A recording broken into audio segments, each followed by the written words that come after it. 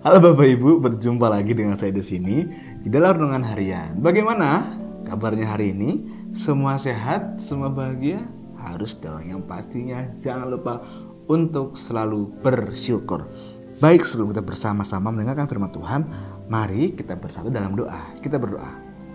Ya Bapak yang penuh kasih, kami mengucap syukur untuk setiap nafas kehidupan yang saat ini kami rasakan. Kiranya apa yang telah kami rasakan melalui berkat-Mu dapat kami bagikan menjadi berkat untuk banyak orang. Dan Tuhan, sebentar kami hendak menerima berkat-Mu melalui firman-Mu. Kiranya firman-Mu yang tetap menjadi penguat kami di dalam kami menapaki hari demi hari. Bersabdalah Tuhan, karena kami siap untuk mendengarkan. Amin. Firman Tuhan pada hari ini akan saya bacakan dari Mazmur 126. Mazmur 126 ayat yang pertama hingga ke-6. Mazmur 126 ayat yang pertama hingga ke-6. Demikian firman Tuhan. Pengharapan di tengah-tengah penderitaan. Nyanyian ziarah. Ketika Tuhan memulihkan keadaan Sion, keadaan kita seperti orang yang bermimpi. Pada waktu itu mulut kita penuh dengan tertawa dan lidah kita dengan sorak-sorai. Pada waktu itu berkatalah orang di antara bangsa-bangsa, Tuhan telah melakukan perkara besar kepada orang-orang ini. Tuhan telah melakukan perkara besar pada kita, maka kita bersuka cita. Pulihkanlah keadaan kami ya Tuhan, seperti memulihkan batang air kering di tanah Negeb. Orang-orang yang menabur dengan mencucurkan air mata akan menuai dengan bersorak-sorai. Orang yang berjalan maju dengan menangis sambil menabur benih pasti pulang dengan sorak-sorai sambil membawa berkas-berkasnya. Demikian pembacaan firman Tuhan. Berbagilah kita tidak hanya membaca, melainkan menerapkan, merefleksikan dan menjaga di dalam kehidupan kita sehari-hari. Haleluya. Ya Bapak Ibu terkasih di dalam Tuhan Yesus Kristus, banyak orang mimpi seringkali hanya sekedar angan-angan yang tidak kesampaian. Tapi ada juga orang menganggap bahwa mimpi sebagai tujuan di dalam hidup. Atau bagi orang modern, mimpi merupakan cita-cita atau sebuah misi ke depan untuk diwujudkan dengan perencanaan yang baik dan membutuhkan kerja keras.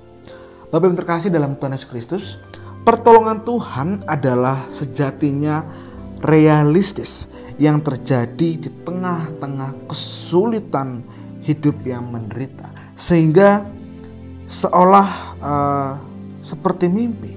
Oh, benar ya, Tuhan telah memberikan kita kehidupan padahal kita malah merasakan sulit. Terkadang kita suka tidak merasa atau tidak kaget. Tapi Tuhan betul-betul hadir dan memberikan pertolongan. Pertolongan Tuhan adalah kenyataan dan anugerah yang luar biasa, yang menerobos benteng-benteng kesulitan di dalam setiap kehidupan manusia yang betul-betul membelenggu, yang terkadang memberdayakan iman, sehingga iman kita atau mata rohani kita ambruk karena adanya perselisihan atau adanya sebuah gangguan. Dan inilah yang menjadi latar belakang pemazmur.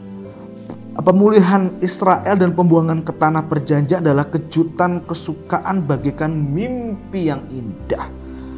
Kejutan itu bukan saja terjadi di kalangan umat Allah sendiri, melainkan juga terjadi pada bangsa-bangsa yang belum mengenal Tuhan pada saat itu.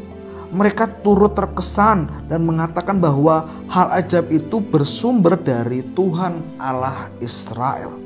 Namun karya pemulihan Allah masih terus berlanjut, tidak membeda-bedakan. Israel yang telah dipulihkan dari pembuangan harus menderita tekanan dan godaan karena membangun wilayah yang telah hancur adalah hal yang mustahil. Namun umat Allah dapat mensyukuri kembali. Sungai yang kering boleh mengalir. Doa agar terjadi transformasi berlanjut menjadi bagian penting dalam saat ini, zaman ini, sebagai nyanyian ziarah syukur dan doa kita umat harus mendapatkan jawaban dari nabi yang berisikan janji ilahi. Tidak ada jerih payah, keringat tangis orang yang berusaha dalam kehendak Allah yang tidak akan berakhir dengan tarian sorak-sorai. Dalam Kristus, kita yang adalah orang-orang yang mendapatkan perjanjian Tuhan sudah menikmati kejutan karya penebusan yang jauh melebihi mimpi atau hanya sekedar mimpi. Saat ini ketika kita merasakan nafas kita begitu nyaman, kita dapat makan begitu enak, itu bukanlah sebuah mimpi. Itu adalah sebuah kenyataan yang telah Tuhan berikan. Bahwa hidup di dalam dunia ini bukanlah hanya seperti sebuah mimpi, tapi adalah sebuah kenyataan yang Tuhan telah berikan. Walaupun terkadang ada saja manusia-manusia atau orang-orang merasakan, aduh kok hidup kami sulit sekali ya, kok hidup kami berantakan banget ya, ingin mati saja, ingin putus asa saja, dan ini dan sebagainya. Tapi jika kita merasakan apa yang Tuhan telah berikan, pasti kita akan merasa tenang. Walaupun terkadang kesulitan, hal-hal yang mengerikan silih berganti menghampiri kehidupan kita. Namun percayalah, ketika kita menikmati setiap karya Tuhan, pastinya ada rasa yang luar biasa.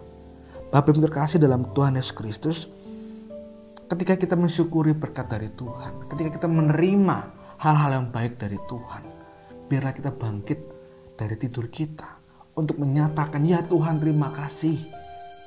Bukan hanya terus bermimpi, aduh kapan ya bisa merasakan ini, kapan ya, itu tidak. Tapi biarlah mimpi-mimpi kita dapat diwujudkan oleh Tuhan seraya kita tetap mensyukuri, tetap berdoa dan bekerja keras. Dan percayalah, Tuhan pasti akan memberikan.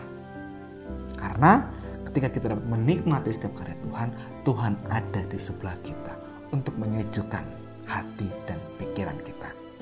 Amin. Kita berdoa. Ya Tuhan yang Maha Kasih, kami menyadari Tuhan bahwa kehidupan kami ini adalah karya yang telah Engkau berikan kepada kami. Kiranya kami Tuhan dapat mensyukuri setiap apapun yang boleh kami terima dan kami rasakan di dalam kehidupan kami ini. Tuhan, pada hari ini kami teringat untuk orang-orang terkasih kami yang saat ini sedang sakit. Kiranya Tuhan menyembuhkan, Tuhan menopang, Tuhan menolong, Tuhan membantu. Sehingga orang terkasih kami dapat kembali sembuh dan bersuka cita atas kesembuhan penyakit mereka. Inilah doa dan permohonan kami Tuhan, kami serahkan di dalam nama Tuhan Yesus Kristus, Sang Juru Selamat kami yang hidup. Amin. Demikian renungan pada hari ini. Sampai jumpa lagi di hari berikutnya. Dadah. Tuhan memberkati.